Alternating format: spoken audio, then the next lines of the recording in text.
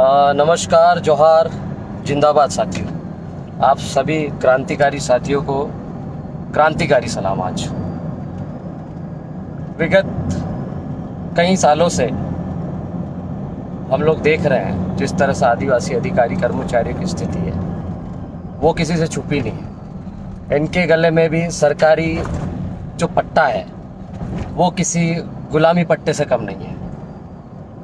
और आप सभी देख रहे हो कि जो वैचारिक मूवमेंट चला है वो कहीं ना कहीं वैचारिक क्रांतिकारी जो आगाज हुआ है वो कहीं ना कहीं युवाओं की वजह से ही आया है। सोशल मीडिया के माध्यम से आया। फेसबुक, व्हाट्सएप, ट्विटर, इनके जरिए लोग आपस में जुड़े और समाज के संगठन को मजबूत बनाने का काम कर रहे हैं। और देश के किसी भी कोने में यदि कई आवाज़ उठती है, किसी का भी अत्याचार, किसी भी दलित, पिछड़े, शोषित वर्ग के ऊपर कोई अत्याचार होता है, उनका शोषण होता है या उनके खिलाफ कुछ भी गलत होता है, तो देश के कोने कोने से आदिवासी समाज के प्रत्येक संगठन का प्रत्येक कार्यकर्ता, प्रत्येक व्यक्ति कुछ न कुछ प्रतिक्रिया दर्ज करता है, जताता है, नाराजगी भी दर्ज करता है। और कई बार प्रदर्शन हुए जिसमें अधिकारी कर्मचारी से लेकर सोशल मीडिया पे मेरा निलंबन का जो आदेश है जिस तरह से वायरल हुआ है।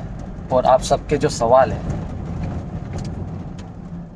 वो सबके एक जैसे सवाल है और सबके सवाल समाज को लेकर ही है। सबसे बड़ा सवाल था, क्या सामाजिक विचारक या सामाजिक कार्यकर्ता या आदिवासी समाज का ही, विशेष करके आदिवासी समाज का, क्योंकि देखो आप देखते हो गैर आदिवासियों में तो वो किसी भी बड़े बड़े मंच पर जाके अपनी बात रखते हैं, बोलते हैं, यहाँ तक कि झंडे भी उठा लेते हैं पार्टियों के और उनका प्रचार भी करते हैं, डायरेक्टली करते हैं, इनडायरेक्टली करते हैं। उनके खिलाफ कोई कार्रवाई नहीं होती और उनको मन चाहे जगह ट्रांसफ़र भी मिल जाता है, सारी चीज़ें हो भी जाती है। मलाईदार पोस्ट पे भी वही लोग रहते हैं। हमारे तो दलित, पिछड़े जो लोग हैं, दबे कुचले लोग हैं, उनको तो बड़ी मुश्किल से यदि वो डिप्टी कलेक्टर भी बन जाए तो एसडीएमशिप नहीं मिलती है। दूसरा, यदि वो अच्छा इंजीनियर भी होगा तो उसको कहीं ना कहीं लूप लाइन में रखेंगे। तो ये अभी से नहीं, वर्षों से चलता आ रहा है। और मेरे हाथ में ये एक बुक है, ये भारतीय संविधान है। हम जो भी करते हैं इसके दायरे में करते हैं और इसको पढ़ के समझने के बाद आगे बढ़ने की कोशिश करते हैं। इसमें आर्टिकल 19 स्वतंत्र का अधिकार, स्वतंत्रता का अधिकार, और उसमें वाक स्वतंत्र आदि विषय कुछ अधिकार का संरक्षण है। उसमें आप अभिव्यक्ति की स्वतंत्रता है, आपको आप शांतिपूर्ण तरीके से कहीं भी सम्मेलन कर सकते हो, संगठन बना सकते हो। और भारत के राज्य क्षेत्र में संवर्धन, आवाज, संचरण का भी है। फिर उसके बाद में एक दो चीज़ें और मैं बताना चाहूँगा आपको, क्योंकि ये जो आदेश है वो कहीं ना कहीं इसके इर्द गिर्द घूमता है। संस्कृति और शिक्षा संबंधी अधिकार, ये आर्टिकल 29। इसमें ये भारत के राज्य क्षेत्र या किसी भी भूभाग में नागरिकों किसी भी अनुभाग में उसकी अपनी विशेष भाषा, लिपि या संस्कृति उससे बनाए रखने का अधिकार होगा। मतलब आपको अपने समाज की सारी चीज़ें बचाने का हक, अधिकार है, ठीक है। उसके बाद जिस क्षेत्र में हम रहते हैं, अधिसूचित क्षेत्र 244 एक है, फिर 13(3) का, जिसमें हमारी रूढ़ी प्रथा को विधि का बल प्राप्त है।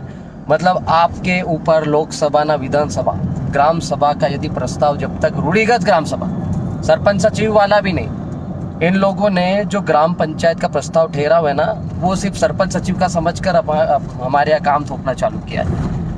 ये ग्राम सभा का प्रस्ताव 244 एक 13(3) का में लागू नहीं होता है। वहाँ रूढ़िगत ग्राम सभा का बल है। वहाँ रूढ़िगत ग्राम सभा मतलब वहाँ के जो पंच है, पटेल है, स्थानीय लोग हैं, उनको पावर है। यदि वो बैठकर ग्राम सभा का प्रस्ताव पारित कर दे कि हमारे यहाँ तो अपनी इच्छा अनुसार अपने ग्राम में ये सारी चीज़ें करवा सकते हैं, और उसके लिए गवर्नमेंट को भी बाध्य होना पड़ेगा, क्योंकि ये ग्राम सभा का जो पावर है वो माननीय दिलीप सिंह जी भूरिया, जो हमारे आदिवासियों के मतलब मसीहा की तरह माने जाते, पूजे जाते हैं, उनका ही कॉन्सेप्ट था पैसा एक्ट, और उसमें ये सारे प्रावधान भी किए गए थे। लेकिन बड़े अफसोस की बात है कि उसको अमल आज तक नहीं लिया गया, अमल किया नहीं गया। और अमल नहीं किया गया, अब हमारे जैसे थोड़े बहुत पढ़े लिखे युवा आवाज़ उठा रहे हैं समाज के नाम पर, बेरोजगार युवा, किसान भी, सभी प्रकार के लोग, सभी लोग यदि अपने हक अधिकार की आवाज़ को बुलंद कर रहे हैं तो हमारे ऊपर एक पॉलिटिकल प्रेशर काम करता है। वो किसके माध्यम से काम करता है? सिस्टम के माध्यम से करता है। देखो, नेता कोई भी डायरेक्ट खुल के कोई कार्रवाई नहीं करता है, न कर सकता है, उनके हाथ में सिस्टम होता है। तो मेरे ऊपर भी जो हो रहा है, आप सभी देख रहे हो, मैं प्रशासनिक स्तर पर इतना दुखी नहीं हुआ, क्योंकि मेरा स्टाफ जानता है कि मैंने क्या काम नहीं किया और कौन सा किया है। उनका जो आरोप है, पहला आरोप है नेमावर, दूसरा मानपुर, तीसरा कसरावद, 3 घटनाओं को लेकर। अब आप बताओ, आप क्या चाहते हो कि मेरे समाज की बहन बेटियों का बलात्कार हो रहा है?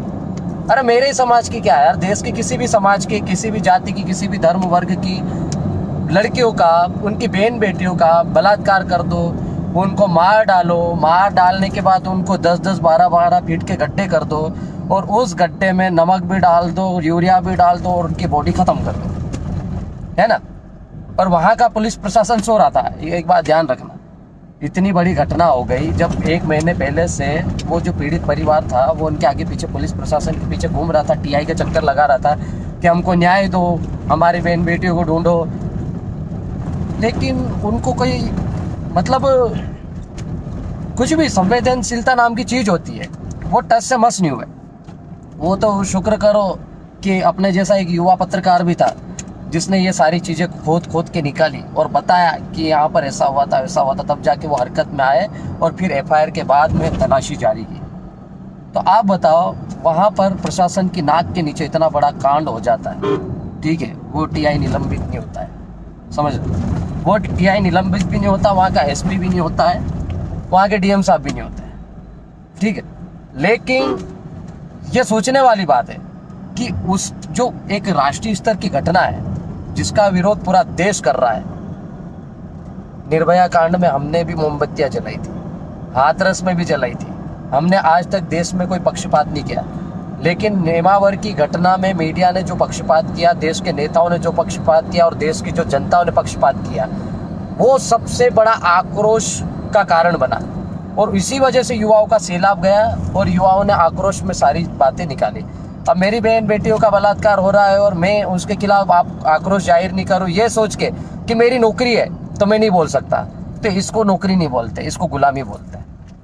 नौकरी एक सीमा तक होती है, हम मानते हैं सिविल सेवा आचरण संहिता हमारे ऊपर लागू होता है, लेकिन उसकी भी एक अपनी मर्यादा होती है। भाई, कहाँ लिखा है कि रविवार को आप घर के बाहर नहीं जा सकते हो? कहाँ लिखा है कि आप आपके क्षेत्र के बाहर नहीं जा सकते हो? कौन सी किताब में लिखा, मुझे कोई बता दे। दूसरा जो आरोप है मेरे पे, वो ये है कि मानपुर की केमिकल वाले मामले में आप लोगों ने प्रदर्शन किया, भड़काऊ भाषण दिया, असंवैधानिक शब्द बोले। आप बताओ, मेरे समाज को मारने के लिए षड्यंत्र हो रहा है क्या? मानपुर की अजनार नदी का पानी सिर्फ आदिवासी पीता है, दलित पीता है, पिछड़ा पीता है? ऐसा नहीं है। वो पानी नर्मदा में भी मिल रहा है, और नर्मदा का जल सिर्फ मानपुर, इंदौर जिले में ही नहीं जाता है, वो पानी गुजरात में भी जाता, मध्य प्रदेश के बाद महाराष्ट्र में भी जाता है, और केनाल के माध्यम से शायद थोड़ा बहुत राजस्थान में भी जा रहा है। तो आप सोचो कितने राज्य प्रभावित हो रहे हैं। जो मानपुर के लोग हैं, आसपास के लोगों को थोड़ा पूछना, जाके पता चलेगा कि वहाँ के लोग जो पानी पी रहे थे वो बीमार हो रहे हैं, गाय ढोर मर रहे हैं, विकराल परिस्थितियां निर्मित हो गई। वहाँ के नदी नाले तो ठीक है, बोरिंग में भी गंदा पानी आ रहा है, लाल पानी आ रहा है, एसिड युक्त पानी आ रहा है। और उसके लिए यदि हमने आवाज़ उठाई तो क्या गलत किया भाई? ये कार्रवाई किसको करनी चाहिए थी? हम गए नहीं होते तो वहाँ तो पानी भी नहीं मिल रहा था लोगों को, हम गए तो 2-1 लोगों के और नाम आए एफआईआर में, अब कार्रवाई हो रही है। तो हमने क्या गलत किया? वो भी संडे का दिन था, ठीक है। एक तीसरा आरोप पे मैं कसरावत गया, खरगोन जिले में। तो आप बताइए, खरगोन जिले में जो सेंचुरी है, सेंचुरी यार्ड में 1000 परिवार 1667 दिन से संघर्ष कर रहा था। बुधवार का दिन था, मैं फील्ड गया, फील्ड में कुछ काम नहीं था, फ़ोन आया था मेरे पास, तो मैं घूमते घूमते आगे निकल गया। और देखो सच बोल रहा हूँ, मैं झूठ नहीं बोल रहा हूँ, मैंने कोई छुट्टी नहीं ली थी उस दिन, ठीक है। तो यदि बुधवार को मैं गया, वहाँ पे सेंचुरी यार्ड में जो हज़ारों मजदूर थे, मतलब 1000 परिवार, मतलब एक परिवार में यदि 10-15 लोग भी रहते हैं तो 10 से 15 हज़ार लोग प्रभावित हो रहे हैं वहाँ पे, जिनकी रोजी रोटी का सवाल है। और ये सब साम्राज्य ये पूंजीपाती व्यवस्था की जकड़ में, और उनके दबाव में ये सारे काम हो रहे हैं। तो आप बताओ, उनके आवाज़ बनने गए हम, उनका मनोबल बढ़ाने गए हम, और हमारे जाने के बाद भाई महेंद्र कन्नौज, सीमा दीदी, हम लोग गए थे, और हमारे जाने के बाद 50 लाख रुपए ट्रांसफ़र हुए वहाँ के मजदूरों के खाते में एक दिन में। और वहाँ पर पुलिस बल, देखो आप, फोटो वायरल हुआ है वहाँ का, हमारे जाने के बाद छावनी बना दिया है उस यार्ड के चारों तरफ, इतना बल लगा दिया है, पूरे जिले का बल लगा दिया उन्होंने। ये कहीं ना कहीं हमारी ताकत थी कि वहाँ के मजदूरों को कुछ तो मिला। और मजदूर पैसा ही नहीं चाह रहे हैं, उनको सैलरी से ही मतलब नहीं, उनको काम भी चाहिए। वो फ्री पॉकेट का भीख नहीं मांग रहे वहाँ पे, उनको अपना रोजगार वापस चाहिए। तो उसमें यदि हम शामिल हो रहे हैं, उनकी आवाज़ बुलंद कर रहे हैं, तो कोई गुनाह कर रहे हैं क्या? और सवाल किससे करोगे आप बताओ? सवाल किससे होता है? यदि मेरे को भूख लग रही तो मेरे माँ बाप को बोलूंगा ना, जो कमा रहा है उसको ही बोलूंगा। पड़ोसी को तो पूछने जाऊंगा नहीं कि मेरे को क्यों नहीं खाना खिला पा रहे हो। तो सवाल तो भैया जो जिम्मेदार है उससे ही होगा। और यदि मैंने मंच से सवाल किया है, समाज की पीड़ा को, तकलीफ को, मेरे उत्तेजित भावनाएं जो भी थी उस समय, आक्रोश जिस भी शब्दों के माध्यम से जाहिर हुआ है, मुझे नहीं लगता है कि मैंने आर्टिकल 19(1) का वायलेंस किया है। और जो लोग सिविल सेवा आचरण संहिता का हवाला देकर मेरे पे कार्रवाई करवा रहे हैं, प्रशासन के ऊपर दबाव बना रहे हैं, सीधी बात तो ये, क्योंकि मेरे पे कार्रवाई होनी होती है तो कब से हो जाती, लेकिन वो ऐसा नहीं है। ये प्रशासन के ऊपर राजनेताओं का दबाव है। और दबाव किसका होता है आप जानते हो, रूलिंग पार्टी का ही होता है। अब उन्होंने दबाव बनाया, लेकिन उन लोगों को ये नहीं मालूम था कि वो दबाव अनुचित बना रहे और गलत जगह बना रहे और गलत इंसान पर हाथ डाल रहे हैं। अब आप लोगों ने, मैंने आपको मैं बता दूं, कल जब मेरे पास आदेश आया तो मैं आधे घंटे के लिए साइड में गया, गाड़ी लगा के ग्राउंड में, बीच में गाड़ी लगा के ना थोड़ी देर कांच बंद करके रो लिया मैं 10 से 15 मिनट अच्छे से। मतलब जितनी भी मेरी भावनाएं थी आंसुओं के माध्यम से मैंने निकाल दी, आक्रोश भी निकाल दिया, सारी चीज़ों भी। उसके बाद में मेरे पास फ़ोन आया, डॉक्टर आनंद राय का आया, भंवरलाल परमार दादा राजस्थान से आया, विक्रम दादा का भी आया, जितने भी हमारे समाज के जितने भी जिम्मेदार पदाधिकारी है, सबके 1 घंटे के अंदर मेरे पास फ़ोन आ गया। मैं फ़ोन रिसीव नहीं कर पा रहा था, रात के 2 बजे तक फ़ोन ही आते रहे। रात के 2 बजे तक मैं बात ही करता रहा लोगों से, वेटिंग में फ़ोन आते रहे। मतलब इतना समाज का प्यार देख के, अभी भी मैं जो बोल रहा था बीच में इसलिए रुक रहा था, आंखों में आंसू आ रहे थे। ये जो आपका प्यार था, वो जो सम्मान मिल रहा है मुझे एक समाज का कार्यकर्ता होने के नाते, मुझे ऐसा पहली बार महसूस हुआ। इससे पहले जन्मदिन के रोज तो होता ही रहता, चलो ठीक है, वो खुशी का मौका रहता है। लेकिन कल जितने भी लड़के साथ में थे, हमारे अधिकारी कर्मचारी जो इमरजेंसी बैठक कर रहे थे मेरे लिए, वो सब हंस रहे थे और बोले कि हम हंसे कि इस ऐसे संकट की घड़ी में हंसे कि रोए। बोले ये जो माहौल बन गया है सोशल मीडिया पे मात्र 3 से 4 घंटे में, वो मेरे हिसाब से जो देश की दर्दनाक घटनाएं होती है उसी तरह था। और आक्रोश जो था, स्वाभाविक सी बात थी कि भाई यदि मैं बोलने वाला आदमी हूँ, मैं पढ़ा लिखा वर्ग से, मतलब मैं पढ़ा लिखा हूँ, मैं अधिकारी कर्मचारी हूँ, समाज का कोई सर्टिफिकेट है, उसके बलबूते पर ही मैं यहाँ पर मौजूद हूँ, इस पद पर हूँ। और यदि मैं समाज की आवाज़ में नहीं उठाता हूँ तो यार मेरे गांव वालों को क्या मालूम कि हाथरस में क्या हुआ, ऊना में क्या हुआ, नेमावर में क्या हुआ, मानपुर में क्या हुआ, राजस्थान में क्या हुआ हमारे आदिवासी बहन बेटियों के साथ। तो ये उनको थोड़ी मालूम, तो कौन बताएगा भाई? मेरे को माँ बाप ने क्यों पढ़ाया? इसीलिए पढ़ाया ना कि मैं समाज की आवाज़ भी बुलंद कर सकूं, अपने परिवार के साथ साथ में समाज को भी सशक्त कर सकूं। और यही तो रिजर्वेशन है। रिजर्वेशन का मतलब ये प्रतिनिधित्व है समाज का, ये कोई भीख नहीं है। इसका मतलब है आप समाज का प्रमाण पत्र लेके उस समाज का प्रतिनिधित्व कर रहे हो। तो मैं समाज का प्रतिनिधित्व कर रहा हूँ, डंके की चोट पर समाज की समस्याओं को मंच के माध्यम से रख रहा हूँ। तो भैया आप लोगों को तकलीफ क्यों हो रही? और तकलीफ हो रही तो ठीक है ना, थोड़ा झेलना सीखो, क्योंकि तकलीफ तो आप ही लोग दे रहे हो। आप झेलो, और आप झेल नहीं पा रहे हो तो आप लोग गलत करने की कोशिश कर रहे हो और गलत काम कर रहे हो। तो मैंने अभी बीच में भी बोला था, एक मीडिया फेसबुक पे लिखा था मैंने कि आपको न्यूटन के लॉ पढ़ने की जरूरत है। अब आप कितना दबाओगे? आप जिस चीज को दबाने की कोशिश कर रहे हो वो दुगनी रफ्तार से ही बाहर आएगी। और देख लिया आक्रोश, फेसबुक, ट्विटर, व्हाट्सएप में मैसेज ही नहीं पढ़ पा रहा हूँ। मैंने किसी को अभी तक रिप्लाई भी नहीं किया। मैंने बस स्क्रीनशॉट लिए और उनका स्टेटस इसलिए रखा कि यार उनको भी ऐसा लगना चाहिए कि नहीं, नितेश भाई पढ़ रहे हैं, देख रहे हैं, समझ रहे हैं उस चीज़ को। तो मैं सबके मैसेज पढ़ रहा हूँ, वो सारों के नहीं पढ़ पा रहा हूँ। लेकिन आपने जिस तरह से मेरा मनोबल बढ़ाया है, मैं डंके की चोट पर फिर से मैं उसी तरह से काम करूँगा। और मेरे को सस्पेंड किया, कोई दिक्कत नहीं, मुझे बर्खास्त कर दे, मुझे कोई गम नहीं। मैं पहले भी बोल चुका हूँ मंच के माध्यम से, अभी फिर बोल रहा हूँ, भाई बिरसा मुंडा ने चमड़िया उधड़वा ली, सर कटा दिया। टंटिया मामा भूखे प्यासे नंगे भूखे घूमते थे, आपको हजारों एकड़ जमीन दी। बाबा साहब का संघर्ष, उनके बच्चे मर गए, वो कफन तक नहीं दिला पाए उनको। ये मामूली बात है क्या? तो उसके संघर्ष के सामने आपका संघर्ष क्या है? एक सस्पेंशन क्या है बताओ आप? क्या है? आप जो भी हो समाज के बलबूते पे, उसके सर्टिफिकेट के बलबूते पे हो, तो समाज के नाम पर एकाधिक बार सस्पेंड भी हो जाओगे। ये मैं पहले भी बोल चुका हूँ, वो वीडियो भी शायद और ज़्यादा वायरल हो रहा है। तो सस्पेंड होना कोई बड़ी बात नहीं है, होगा, चलेगा। और मुझे खुशी हुई कि मैं समाज के नाम पर सस्पेंड हुआ। मेरा आदेश आपने पढ़ा, स्पष्ट उल्लेख है। और ये आदेश लेकर अभी हम लोग जा रहे हैं सुप्रीम कोर्ट के माननीय अच्छे वकील हैं, उनसे ही मुलाकात करने के लिए हम जा रहे हैं। डॉक्टर आनंद राय साहब ने बोला है हमको, पर अपॉइंटमेंट फिक्स हुई है। तो हम 2-4 लोग जा रहे हैं, अभी मैं नाम नहीं बताना चाहूँगा, लेकिन उसी चीज़ को लेकर जा रहे हैं। हम उसको कोर्ट में चैलेंज करेंगे, कोर्ट में चैलेंज करेंगे। और एक ऐसा जजमेंट आना चाहिए जिससे आदिवासी अधिकारी कर्मचारी, त्रिपुरा में आया, इससे पहले भी कई जजमेंट हुए हैं। तो भाई आप, मैं भी वनवासी कल्याण परिषद से निकला हूँ, शाखाओं से निकला हूँ, वहाँ कैसे कैसे अधिकारी कर्मचारी आके काम करते हैं मुझे पता है, मैं नाम नहीं लूँगा।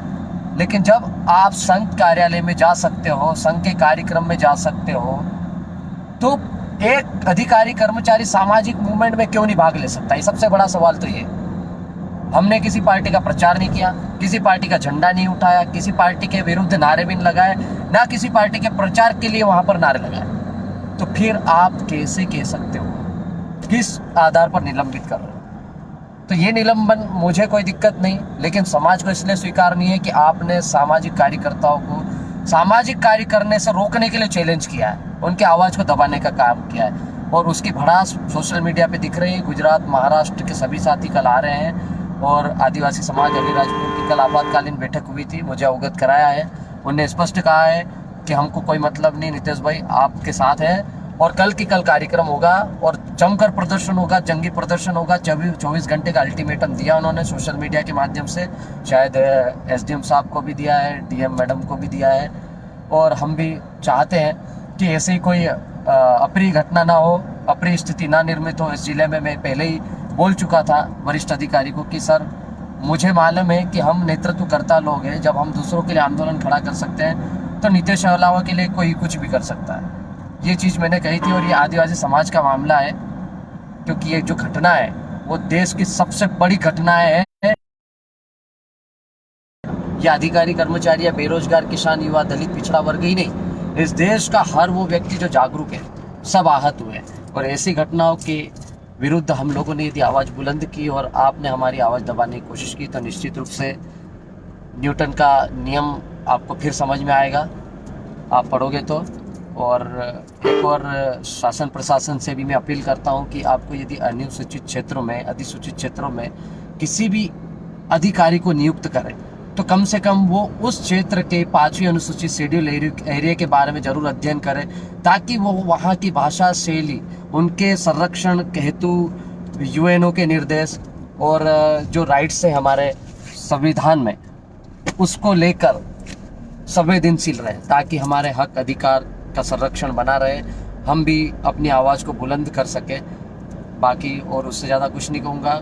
बहुत सारे मैसेज चल रहे हैं कि रविवार को जोबट में शायद उग्र प्रदर्शन होगा, लेकिन मेरी आप सभी से अपील है कि आप शांतिपूर्ण तरीके से प्रदर्शन करें, क्योंकि हम संविधान को मानने वाले लोग हैं, संविधान का सम्मान करने वाले लोग हैं, और संविधान में हमें जो अधिकार मिले हम उसी अधिकार के तहत वहाँ पर शांतिप्रिय तरीके से शासन प्रशासन का जो भी आप मांग हो वो उनके समक्ष रखें।